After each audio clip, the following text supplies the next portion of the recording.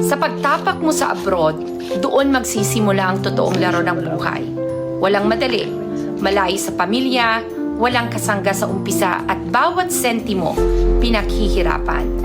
Dito mo mararanasan ang gutom, hindi lang sa pagkain, kundi sa tagumpay, sa kapayapaan, sa magandang buhay.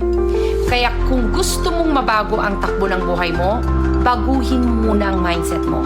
Imbes na reklamo, gawing aral. Imbes na sumuko, gumising ng maaga, magtrabaho ng mas matalino.